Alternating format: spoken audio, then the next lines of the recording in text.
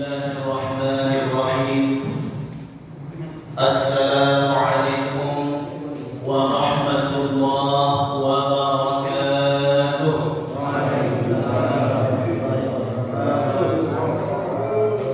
Yang jawab salam mudah-mudahan panjang umur. Seperti biasa sampai kiamat kurang 2 hari umurnya. Mudah-mudahan kita semua panjang umur dalam taat dan iman kepada Allah, komitmen kepada Rasulullah sallallahu alaihi wasallam. Amin. Alhamdulillah wassalatu wassalamu ala Rasulillah wa la haula wa la quwwata illa billah.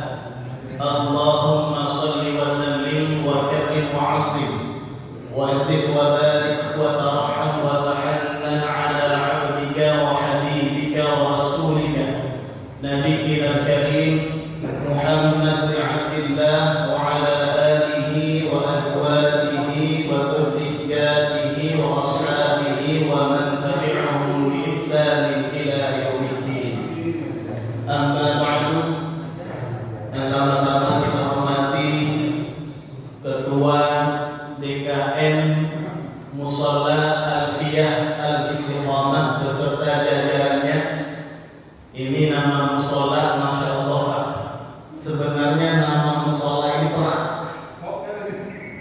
Kenapa saya sebut berat? Sekelas Syekh Abdul Qadir Al-Jilani yang punya banyak kitab, diantaranya Sirrul Asrar, kitab yang beliau karang. Beliau pernah memberikan nasihat kepada murid beliau yang waktu itu 5 tahun itu murid membersamai Syekh Abdul Qadir Al-Jilani. 5 tahun bareng, gak pernah pisah antara guru dan murid. Sampai di tahun kelima ini murid mulai berani ngomong ke gurunya Syekh Abdul Qadir Al-Jilani. Apa kata muridnya? Wahai tuan guru, tuan Syekh, kata orang engkau wali, kata orang engkau hebat, punya banyak karomah, namamu tersebar di mana-mana, harum semerbak laksana bunga. Tapi kenapa ya Syekh, 5 tahun kita bersama, saya tidak pernah sekalipun melihat adanya keistimewaan dan karomah pada dirimu. Syekh Abdul Qadir Pak dibilang begitu sama muridnya kaget. Cerita ini dimuat ada di dalam tulisan namanya Raihatul Tasawuf. Dikisahkan dialog antara murid dengan guru. Syekh Abdul Qadir langsung panik, kaget, langsung bertanya, hal ra'aitani taraktu amran min awamirillah atau fardhan min furudillah? Pernah enggak engkau selama kita ini bareng 5 tahun, kata Syekh Abdul Qadir Al-Jilani, pernah enggak sekali saja engkau melihat aku meninggalkan hal yang difardukan Allah meskipun 1 kali? Muridnya jawab, kalla, enggak pernah, sekali-kali enggak pernah. Syekh Abdul Qadir bilang apa? Alhamdulillah. Hal taraktani, hal ra'aitani taraktu sunnatan min sunani Rasulillah. Pertanyaan yang kedua, pernahkah juga engkau melihat aku meninggalkan 1 sunnah di antara sunnah-sunnah yang dijalankan oleh Rasulullah? Muridnya jawab, la, enggak pernah wahai tuan guru. Nah, keluarlah ucapan Syekh Abdul Qadir, ketahuilah bahwasannya yang lebih mahal daripada karamah itu adalah keistiqomahan. Itu kata-kata yang sering kita dengar, al-istiqamah khairun min alfi karamah. 1 keistiqomahan lebih baik dari 1000 karamah. Nah, ini musola namanya gak tanggung-tanggung. Alfiyah al-istiqamah, ribuan keistiqomahan. Masya Allah, berat itu. Tapi gak apa-apa, yang namanya doa tetap harus dilanjutkan. Yang namanya doa tetap harus dipanjatkan. Mudah-mudahan Allah kabulin. Amin aja dulu. Amin. Yang penting amin aja dulu. Insyaallah. Amin. Nah, ini benar alfiyah istiqomah tadi. Waduh, ini bahaya. Gak bahaya, Pak. Bahaya.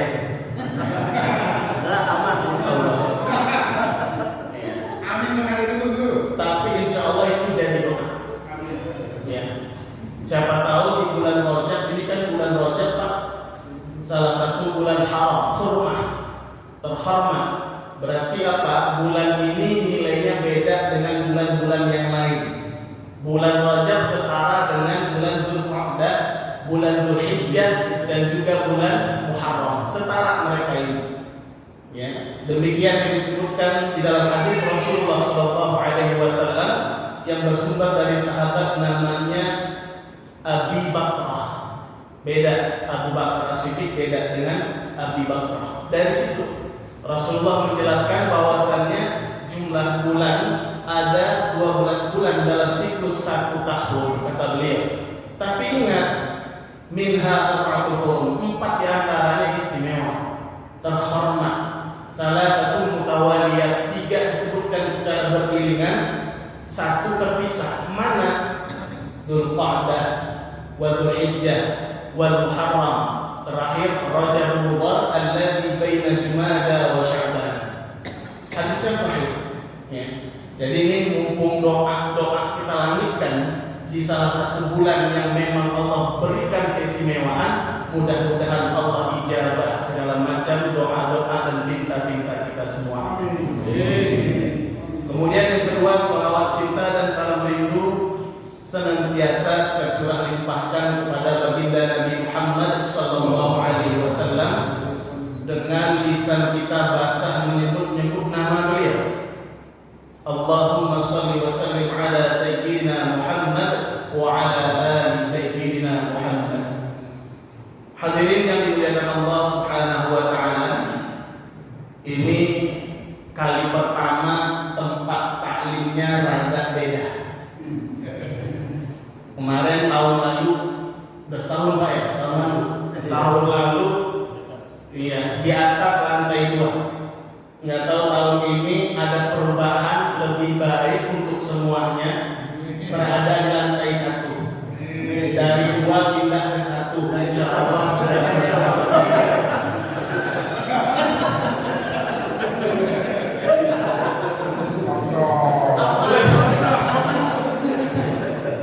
Maksudnya begini, tadi di awal saya masuk musola, saya ketemu dengan beliau atau siapa tadi kalau saya tidak salah. Beliau Pak Haji nanya, buka nggak Pak Ustadz pintunya? Saya buru-buru naik ke yang lantai 2 ini. Saya buka Pak, bukan di situ Pak Ustadz. Sudah pindah ke lantai 1. Kenapa? Ini yang tua-tua, orang-orang tua kita nggak sanggup naik ke lantai 2. Nah itu makanya saya bilang, perpindahan dari lantai 2 ke lantai 1 insya Allah lebih baik. Namanya perubahan ke arah yang lebih baik. Lebih baik buat semuanya. Jadi yang kakinya udah mulai getar-getar naik tangga, ya sudah mulai merinding di stop pas di lantai 1 ini kan gampang aksesnya. Itu maksud saya. Alhamdulillahirabbil alamin.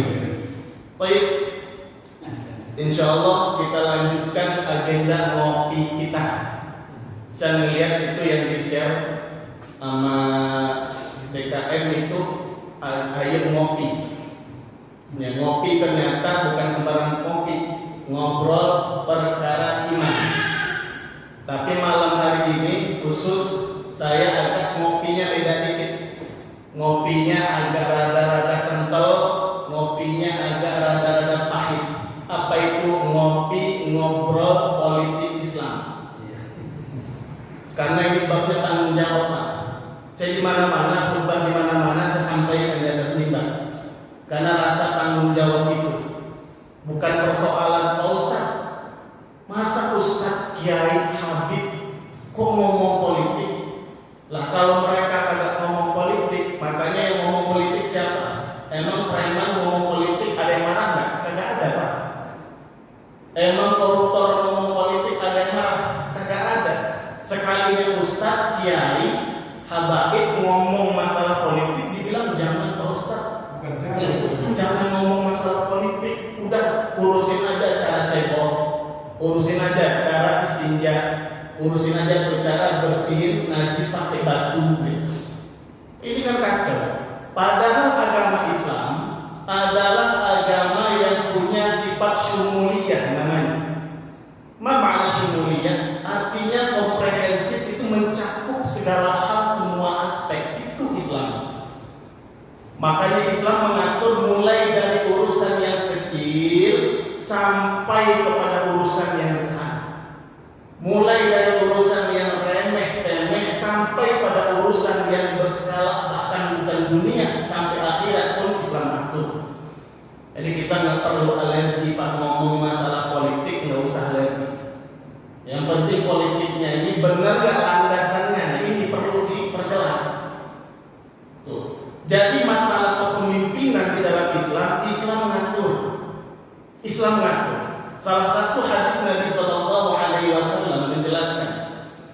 Kata Nabi apa? Ini tertulis di dalam kitab ya Sunan Abi Daud ada. Jadi dijelaskan ya hadisnya itu bunyinya idza kana thalathatun fi safarin. Kalau ada 3 orang lagi safar, lagi dalam perjalanan maksudnya, apa kata Nabi? Fali'ammiru ahadahum. Maka angkatlah salah satu di antara yang 3 ini Pak jadi pemimpinnya. Supaya apa? Para ulama mensyarah hadis itu maknanya supaya tahu siapa yang mengambil qarar atau keputusan. Ini masalah cuma masalah jalan 3 orang suruh 1 mimpin. Nah ini kalau masalah kepemimpinan coba mau berapa orang, berapa ratus, berapa juta yang akan dipimpin. Masa Islam nggak ngatur itu? Jadi Islam ngatur semuanya Ustaz ya.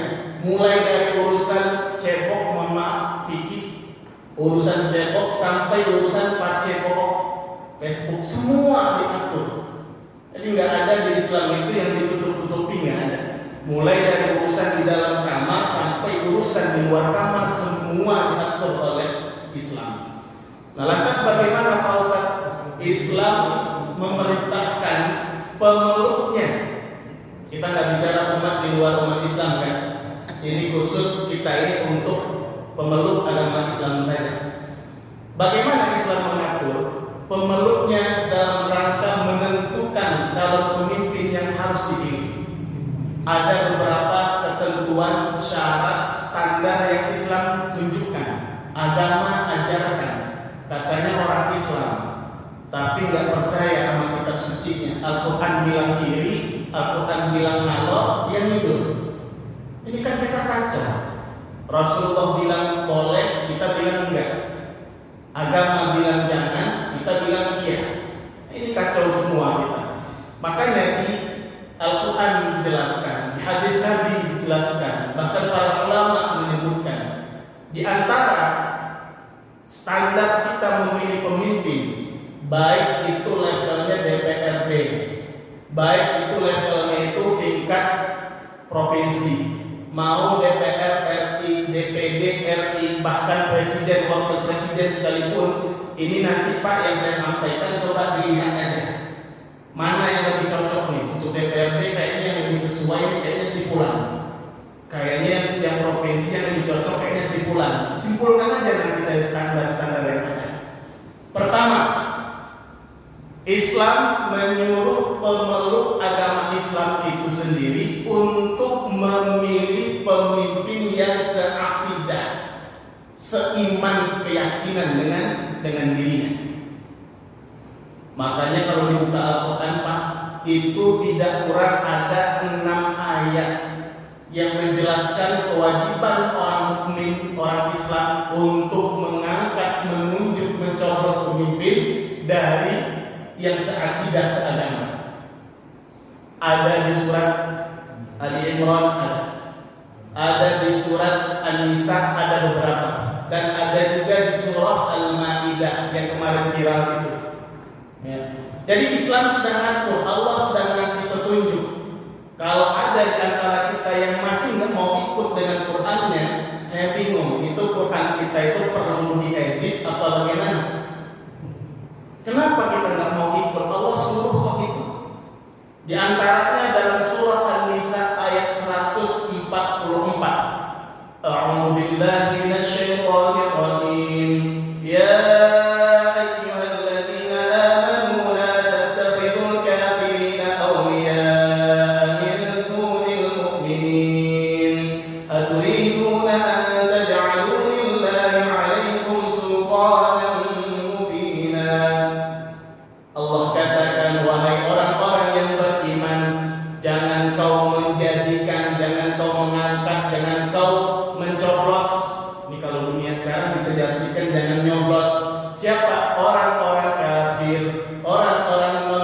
muslim diangkat jadi apa? Jadi aulia. Nah ini kan masalah baru muncul Pak, kata aulia ini. Mulai di otak-atik artinya, mulai musibah dari situ. Ada yang mengartikan aulia. Aulia kan asal katanya wali. Ada wali murid, ada wali santri, ada wali kelas, ada wali asrama, macam-macam wali. Tapi saya wali karena saya wali asrama pesantren. Ya. Jadi ada yang mengartikan wali itu artinya teman dekat. Ada yang mengartikan wali itu artinya adalah pengawal atau pendamping setia. Tapi ingat, kata wali juga merupakan kata yang dipakai asal katanya itu untuk penyebutan kata wilayah. Wali wilayah itu sama Pak huruf-hurufnya. Wilayah. Ma makna wilayah? Wilayah punya arti kawasan daerah. Sekarang kan udah jadi bahasa kita. Wilayah ya wilayah mana? Bekasi Sonoan dikit. Wilayah artinya apa? Pemimpin di sebuah wilayah dan kawasan. Makanya Allah katakan, wahai orang-orang yang beriman, janganlah engkau memilih, mohon maaf, orang non-muslim diangkat jadi pemimpin, kemudian mencampakkan orang-orang yang beriman yang seakidah dengan kalian. Aturidu an taj'alu lillahi 'alaikum sultanan mubina, kata Allah. Allah kasih warning ultimatum. Apakah kalian hendak memastikan kepada Allah supaya Allah itu punya alasan yang kuat untuk mengazab kalian? Kenapa? Bader-ber kata orang sini. Udah disuruh jangan milih pemimpin yang beda agama, masih milih. Bader-ber. Bader, bader. Kata orang ini bader. Iya, hati-hati. Pak Ustadz, berarti ini kan politik sara. Orang sekarang begitu. Politik sara, ini politik identitas negatif. Kata siapa? Ini merupakan perintah ayat-ayat suci yang diakui dan dijamin oleh ayat-ayat konstitusi. Jadi nggak ada yang melawan hukum negara, nggak ada. Justru di Undang-Undang Nomor 29, baik ayat 1 terutama ayat 2-nya, itu jelas disebutkan bahwasannya warga negara itu berhak untuk memeluk agamanya dan menjalankan urusan keyakinan ibadat agamanya sesuai dengan keyakinannya. Dan ingat, di dalam Islam seluruh aspek itu bernilai ibadah. Jadi jangan dipersempit ibadah hanya sholat. Kata siapa ibadah hanya sholat? Ditambah habis itu puasa, ditambah habis itu zakat, baca Quran, sedekah, hanya itu ibadah. Enggak. Seluruh aspek kehidupan seorang muslim itu adalah ibadah. Jadi nggak usah ragu, nggak usah takut. Hari ini kan banyak yang takut bersuara, nanti dianggap rasis, nanti dianggap sara, nanti politik identitas. Kata siapa? Yang diatur oleh Al-Quran hanya umat Islam. Pun begitu Pak. Kalau ada saudara kita yang non-muslim, dia milih pemimpin yang seagama dengan mereka, kita nggak boleh risih, kita nggak boleh protes. Itu hak demokrasi mereka, jangan kita ganggu gitu. Pun demikian, kalau umat Islam ini wajib memilih pemimpin yang seagama, itu pun jangan diganggu gugat. Kenapa? Perintah agamanya Al-Quran yang suruh. Jadi kalau misalnya ada lagi nanti habis ini warga di sini yang milih pemimpin non-muslim, saya udah nggak ikutan. Nanti kalau di akhirat jangan nyari saya. Saya misalnya udah di surga Firdaus, habis itu disuruh turun. Kenapa? Ada jamaah Alfiyah Istiqomah pengen ketemu. Saya tanya dulu urusannya apa? Urusan Pilpres 2024 saya gak ikutan. Saya nggak kenal gitu. Ya, jadi hati-hati.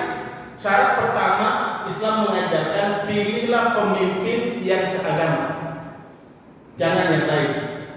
Ya.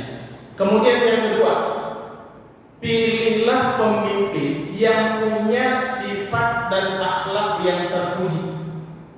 Ini kalau kita buka Pak, ada namanya kitab Ath-Thimarul Yani'ah, syarah dari kitab Riyadhul Badi'ah. Jadi kalau kitab Riyadhul Badi'ah itu kitab yang dikarang oleh Syekh Muhammad bin Sulaiman Hasbullah Al-Makki. Itu maha gurunya orang Indonesia, ulama Indonesia. Ada lagi kitab namanya Ath-Thimarul Yani'ah. Ini kitab syarahan dari kitab guru itu. Siapa yang nyarah? Yang mensyarah itu ulama kita dari Banten. Makanya mungkin ada yang pernah dengar namanya Syekh Muhammad bin Umar Nawawi Al-Bantani, orang Banten. Ini kalau dari Bogor Al-Bogori, ya Al-Bogori. Kalau misalnya dari Medan Al-Maidani, dari Palembang Al-Palembani. Iya, dari mana lagi? Ya, dari macam-macam, tinggal tambahin aja ujungnya. Nah, dalam kitab itu memang kitab itu genre-nya itu jenisnya kitab fikih. Tapi yang unik dari kitab itu di awal mula babnya itu dijelaskan tentang akidah. Dijelaskan di situ tentang rukun iman, rukun Islam itu dijelaskan. Bahkan dijelaskan tentang sifat-sifat wajib, mustahil, jaiz bagi Allah, bagi para rasul dan bagi para malaikat. Nah, ini nyambung. Bagaimana sifat-sifat akhlakul karimah yang hendaknya dimiliki oleh seorang pemimpin? Nah, di situ juga ada disebutkan. Ini sudah viral. Yang pertama, pemimpin yang punya sifat as-sidqu. Punya sifat as-sidqu. Orangnya disebut siddiq. Apa itu as-sidqu? Artinya orang yang jujur, orangnya benar. Itu yang harus dipilih. Lawannya apa? As-sidqu lawannya al-kadzib. Ma ma'na al-kadzib? Doyannya dusta, bohong. Yang dikerjain A, ngomongnya Z. Yang dikerjainnya satu, yang dikerjain lain, yang diomongin lain. Lain di mulut, lain di hati itu. Dan lihat profil pemimpin itu. Bisa nggak omongannya dipegang? Jujur nggak orangnya? Dilihat itu. Kenapa Rasulullah bersabda, "Alaikum bisidqi." Hendaklah kalian, kata Nabi, berperilaku benar, berperilaku jujur. Fa inna sidqa yahdi ilal birri. Karena sesungguhnya kejujuran itu akan menghantarkan kalian kepada kebaikan. Wa innal birra yahdi ilal jannah. Sedangkan kebaikan, kata Nabi, dapat mengantarkan kalian kepada surganya Allah Subhanahu wa ta'ala. Jadi pilih Pak pemimpin itu yang jujur. Visi misinya jelas. Jangan pilih pemimpin lain yang diomongin, lain yang dikerjain. Hati-hati. Kita ini kan giliran di kampanye ini digombalin dikit goyah. Kata orang sekarang kalau kampanye, Masya Allah, Pak Ustadz, kalau Pak Ustadz dukung saya, nanti lautan akan saya ubinin, langit saya plafonin. Kacau orang sekarang itu Pak, pengen suara apa aja diomongin. Hati-hati, ya hati-hati. Pilihlah pemimpin yang pertama punya sifat as-sidqu, orangnya jujur, komitmen, dapat dipercaya omongannya. Jangan pilih yang al-kadzib. Kenapa? Kalau al-kadzib ini repot. Repot ngomong-ngomong. Repot kita. Yang diomongin katanya mau nanam misalnya di Wakanda. Di Wakanda. Nanamnya singkong, panennya jagung. Ya, itu kan apa itu yang terjadi? Ya, itu bukan di sini, di sana jauh. Ya. Ya, jadi hati-hati, pilihlah pemimpin yang punya sifat as-sidq. Kemudian yang kedua, pilihlah pemimpin yang punya sifat tabligh. Makna tabligh, tabligh artinya menyampaikan. Tapi makna tabligh yang lebih jauh apa? Berani menyampaikan yang hak itu memang hak, yang hoax itu memang hoax. Jangan dibolak-balik. Kalau ada pemimpin yang mencela-mencela, yang hak disebut hoax, yang hoax dia sebut hak, berarti itu kacau. Pilih pemimpin Pak yang berani speak up, ngomong apa adanya. Berani menyebut yang batil itu batil, yang betul itu betul. Jangan pilih pemimpin yang beraninya yang betul dibilang batil, yang batil disangka betul, jangan. Hati-hati. Makanya Rasulullah SAW pernah berpesan kepada sahabat namanya Abu Dzar Al-Ghifari. Ini sahabat saya agak suka kalau hadis-hadis datangnya dari sahabat Abu Dzar Al-Ghifari karena memang unik-unik. Jadi modelnya kayak Ausani Khalili, kekasihku memberikan nasihat kepadaku. Memang agak beda sedikit ya dengan sahabat Abu Dzar Al-Ghifari. Di antaranya apa? Rasulullah berwasiat kepada Abu Dzar Al-Ghifari, apa kata Nabi? Qulil haqqa walau kana murran. Sampaikanlah kebenaran itu, fakta itu, sampaikan fakta itu memang fakta meskipun terasa pahit ataupun menyakitkan. Sampaikan apa adanya. Ini hadis disahihkan oleh Al-Imam Ibnu Hibban. Jadi pilih pemimpin yang punya sifat yang kedua, namanya adalah tabligh. Berani nyampein yang benar itu benar, yang salah itu salah. Enggak tunduk di ketek siapa-siapa. Ini kan awalnya ngomong berani, tiba-tiba disentil sedikit, langsung dicek, langsung cicing white atau orang Sunda, diam 1000 bahasa. Ini nggak bisa. Lawan dari tabligh apa? Lawannya adalah kitman. Ma makna kitman? Kitman punya arti orang yang menyembunyikan fakta, orang yang menyembunyikan keberaniannya sehingga nggak punya cukup keberanian untuk bicara, nggak punya keberanian untuk membantah kalau yang salah itu salah, ikut arus saja. Nah ini banyak terjadi Pak, banyak yang tersandra.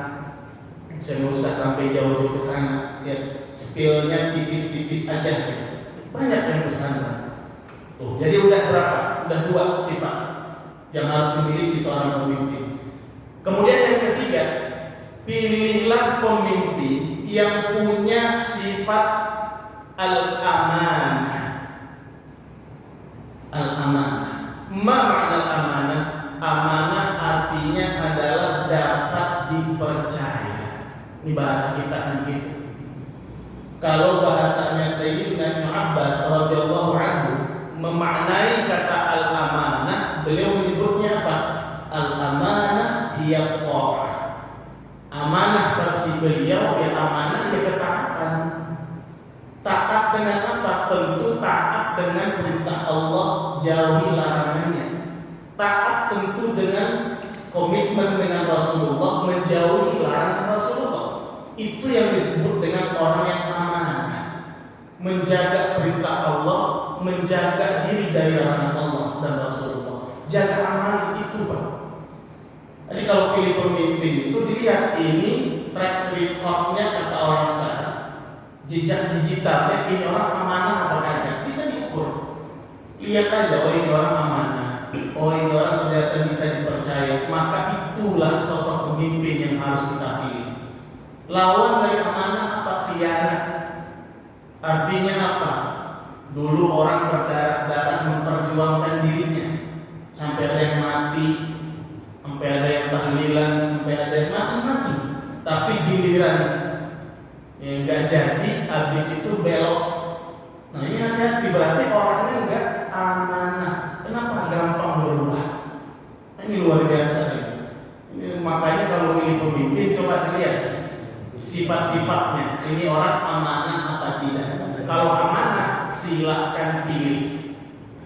Tuh. Belok tuh beda lagi. Kalau laki belok berarti jeruk makan jeruk Pak. Apa semangat apa pisang apa sama pisang apa ya. Kemudian yang keempat, pilihlah pemimpin yang punya sifat faqonah. Ma makna faqonah? Faqonah artinya cerdas, pintar. Lawannya baladah. Mohon maaf, baladah itu Pak artinya mohon maaf bodoh. TOLOL, dungu. Tahu Pak orang bodoh, orang dungu paham? Orang dungu, mohon maaf orang bodoh, orang dungu yang minum es ditiup. karena ada asap dikirain panas, ditiup sama dia, nah itu orang bodoh. Siapa lagi orang bodoh? Mohon maaf, ngajak anak mandi bola bawa handuk. Dianggap apa? Mandi bola itu pakai air basah gitu. Di mall kan banyak. Wah, anak-anak mandi bola dia bawa handuk. Kenapa? Dikirainnya di situ basah. Enggak, mandi bola agak basah, nggak perlu bawa handuk.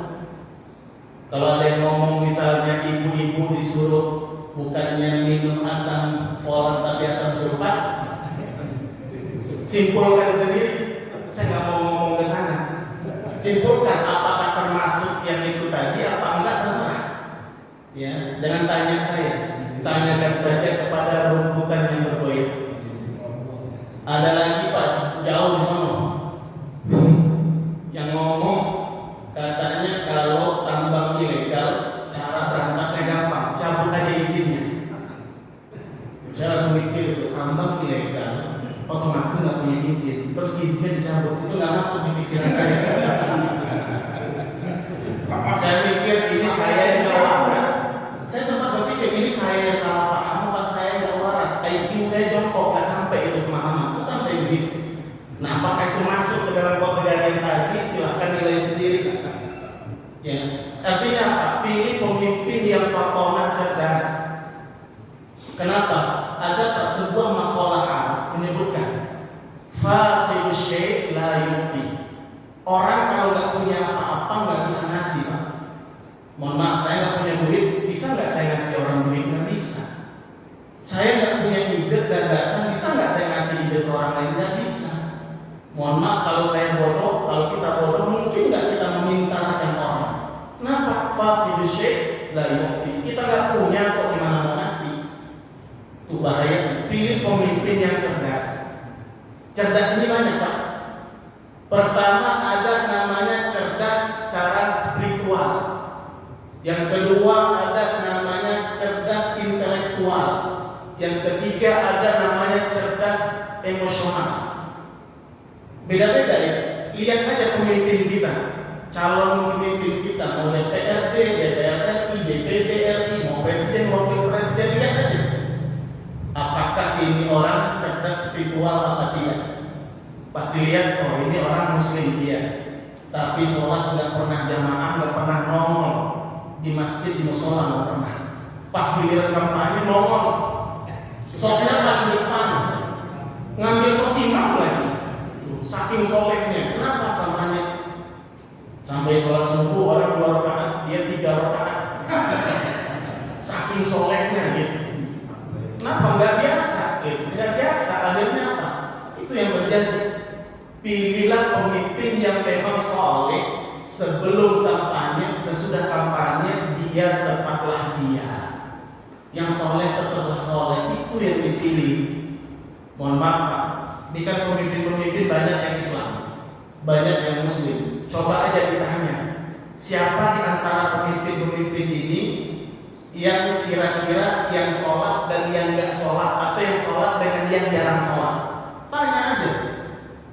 Mohon maaf, misalnya presiden ada 3 pasang, tanya aja siapa di antara yang 3 ini yang sholat dan yang tidak sholat, atau yang sholat dengan yang jarang sholat.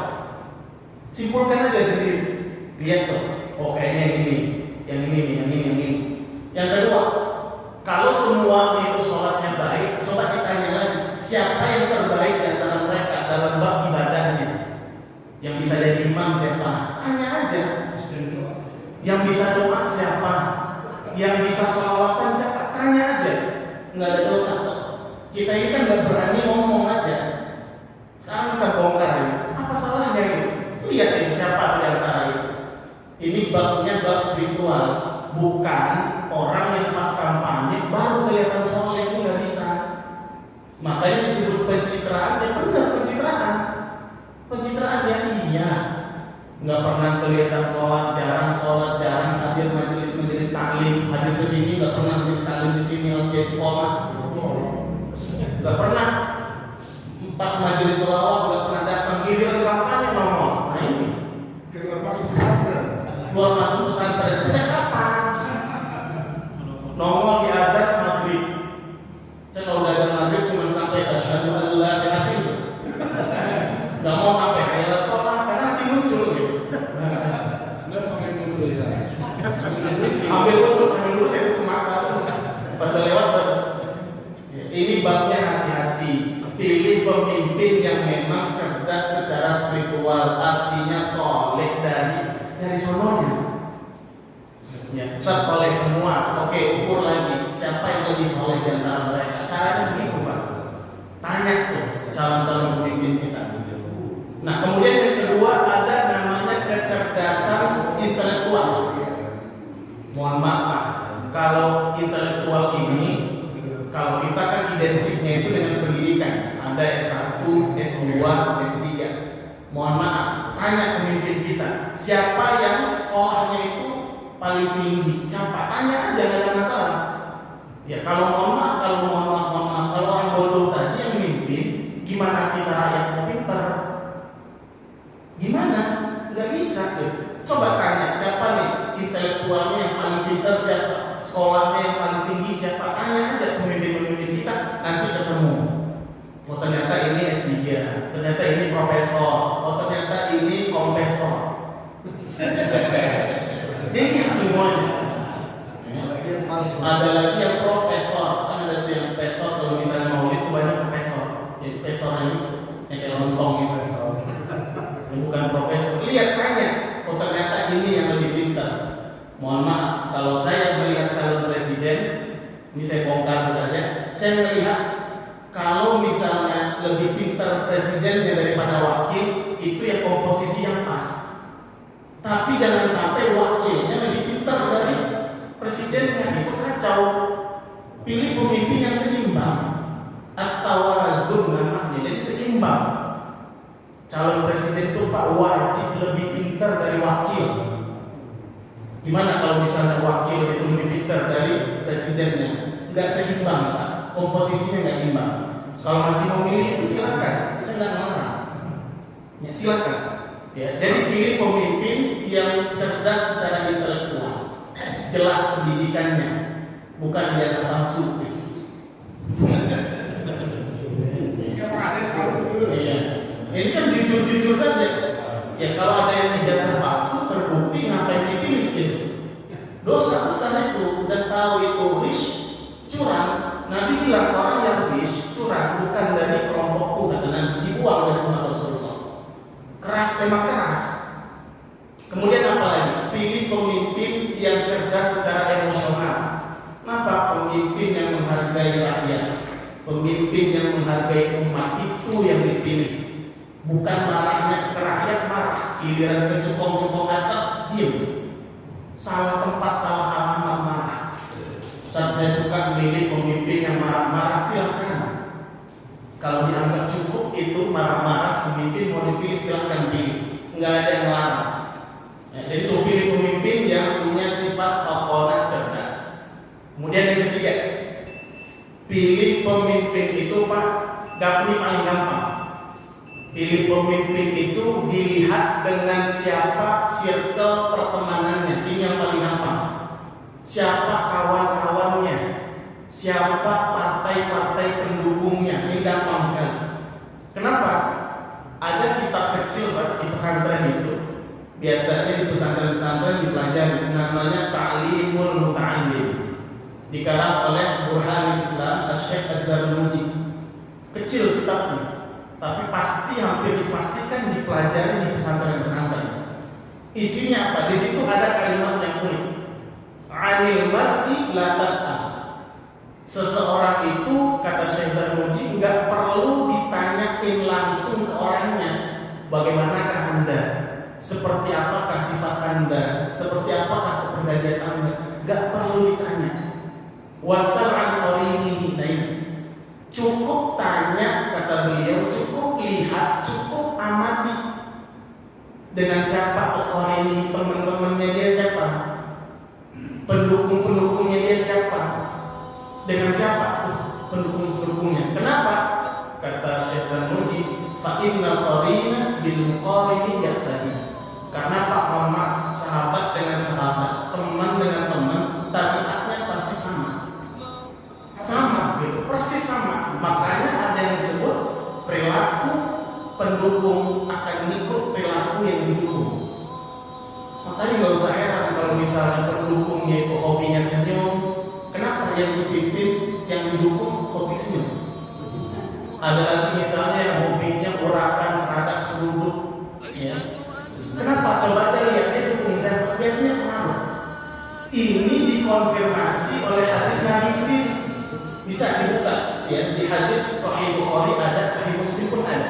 Al-arwah junudun mujannadah, kata Rasulullah. Ruh-ruh manusia itu, jiwa-jiwa manusia itu, bahkan manusia-manusia itu, Pak, ibarat tentara-tentara, serdadu-serdadu yang akan kumpul dengan kelompoknya masing-masing. Tuh. Nabi selanjutnya apa? Fama ta'arafa minha talaf. Ruh-ruh itu saling kenal, jiwa-jiwa orang manusia itu saling kenal dengan yang sama, ritmenya sama dia. Wa matana kalau minha talaf. Kalau nggak nyambung, nggak terkoneksi antara golongan orang tertentu dengan orang tertentu, nggak bakal bisa nyambung. Artinya apa? Orang baik hanya akan nyambung sesama orang baik. Orang jahat hanya akan ngumpul dengan orang jahat. Itu maksud hadis itu. Coba aja dilihat, makanya kalau orang jahat biasanya didukung oleh orang jahat pula.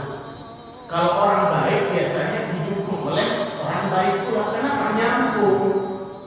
Sangat jarang terjadi orang jahat didukung oleh orang baik, itu jarang terjadi. Ada, tapi kaedahnya nggak begitu.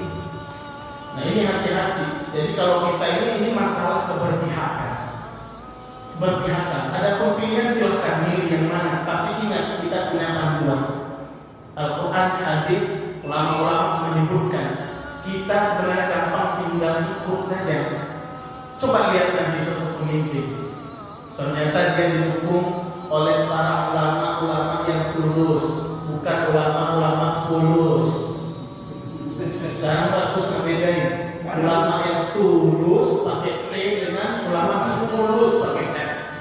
Lihat aja mana, oh ini 01 didukung ulama ini, 02 didukung ulama ini, 03 didukung ulama ini. Lihat aja mana ulama-ulama yang banyakkan yang benernya di mana, itu maksud saya.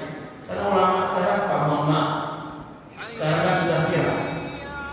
Pesantren-pesantren didatangi, kiai-kiai terutama yang punya banyak follower didatangi.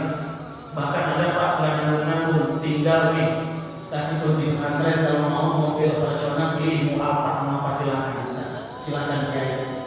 Kiai kalau mau nggak usah sebutin saya dukung kosong berapa, nggak usah. Yang penting skill aja dikit-dikit. Nah ini uang perkenalannya Pak Kiai 3 miliar. Gimana nggak keder gitu? Dan saya nunggu di rumah nggak ada datang.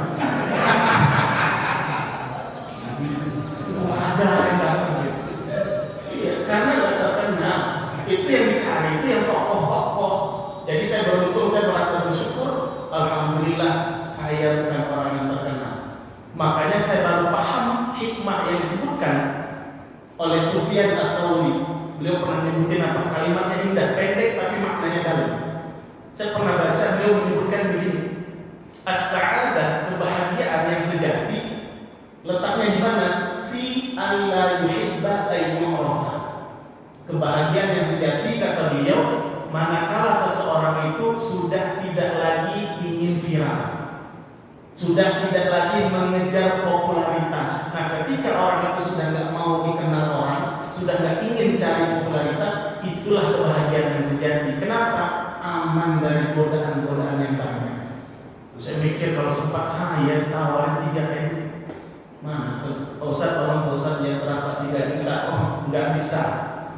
Ustadz berapa 300? Nggak bisa, haram. Suap ar-rasyid wal murtasyifina. Yang ngasih suap, yang disuap jelas di neraka. Gak boleh Pak begini. Pak Ustadz 3M istikharah dulu. Giliran 3M istikharah dulu. Kacau gitu. Ya, hati-hati. Iya, kalau 3 juta masih sanggup nolak, iman masih kuat. Ya, nggak bisa Pak, ini suap, nggak boleh di agama, nggak boleh. Pas giliran 300 juta, oh nggak bisa. Dilihat 3M isi sorong dulu.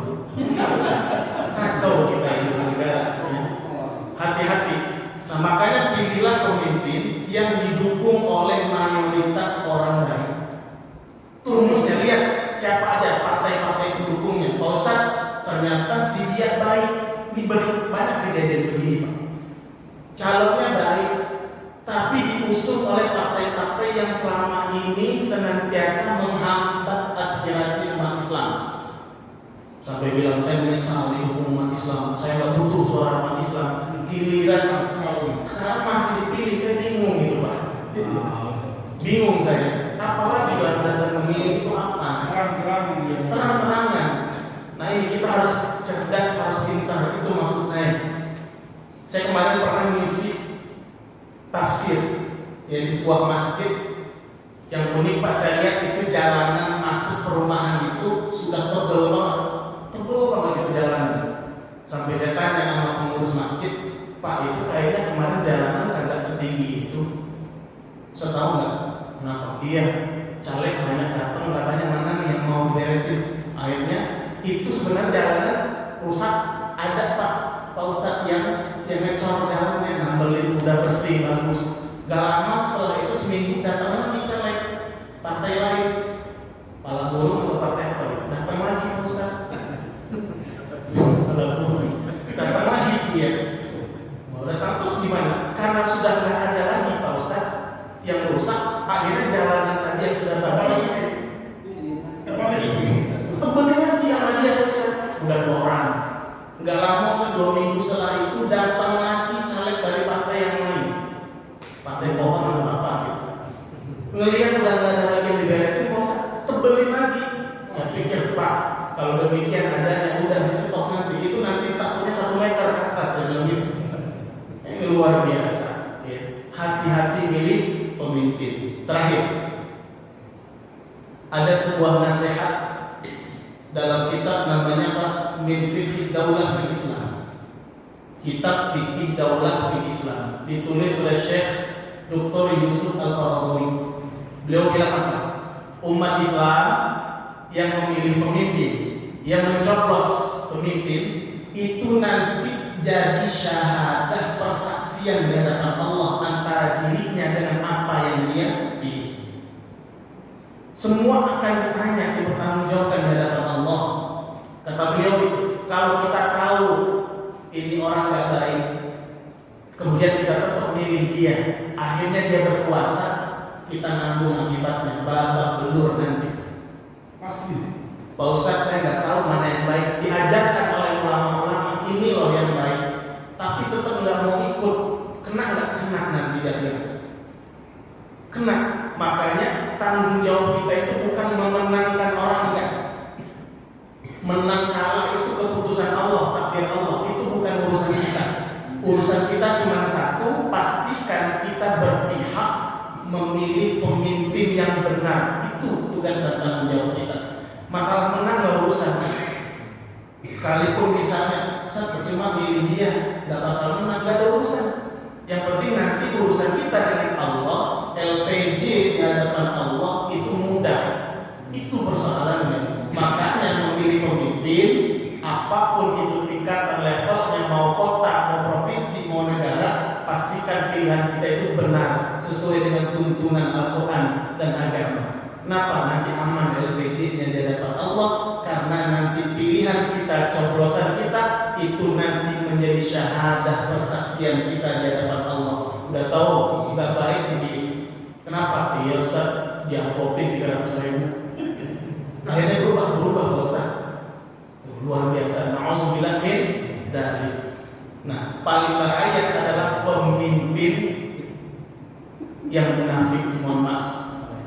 Hati-hati pemimpin munafik.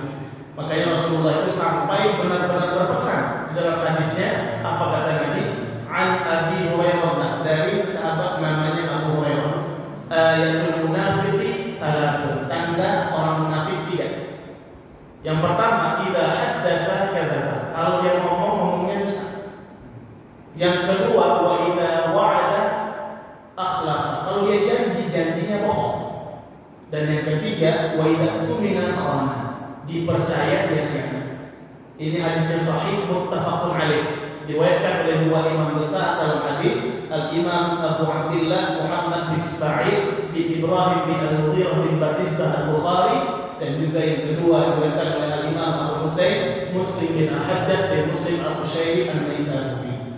Tuh hati-hati milih pemimpin, jangan sampai salah pilih pemimpin, jangan sampai pilih pemimpin yang munafik.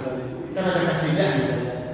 Bila engkau berbicara, lain di bibir lain di hati, dan bila engkau berjanji, selalu engkau ingkari, dan bila kau dipercaya, lalu kau mengkhianatinya, lalu kau mengkhianatinya. Itu munafik namanya, itu munafik namanya. Jadi hati jangan ditambahin tapi ibu rame. Intinya itu, barangkali karena memang waktu sholat isya sudah berkumandang, intinya satu, pilih pemimpin yang seakidah. Yang kedua, pilih pemimpin yang punya akhlakul karimah, orangnya jujur, orang yang berani menyampaikan yang hak itu hak, menyampaikan yang hoax itu hoax. Pilih pemimpin yang amanah, tidak ingkar janji. Pilih pemimpin yang fatanah, yang cerdas lahir batin, zahir batin yang cerdas.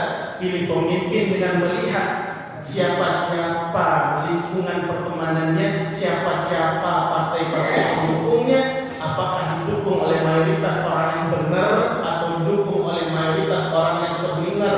Bedain. Kemudian ingat, coblosan kita nanti di 14 Februari itu syahadah kita, persaksian kita yang akan Allah tanya.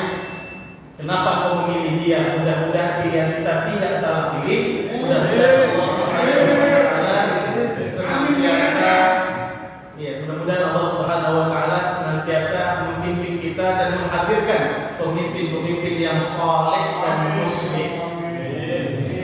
Bukan hanya saleh ya. Kalau soleh itu Pak berarti dia baik buat dirinya saja. Tapi kita minta pemimpin yang soleh dan muslim. Muslim artinya apa? Pemimpin yang baik buat dirinya dan juga pemimpin yang mampu memperbaiki orang lain. Wallahu a'lam bishawab. Yang benar tentu datangnya dari Allah, yang salah, yang keliru, yang alfa tentu datangnya dari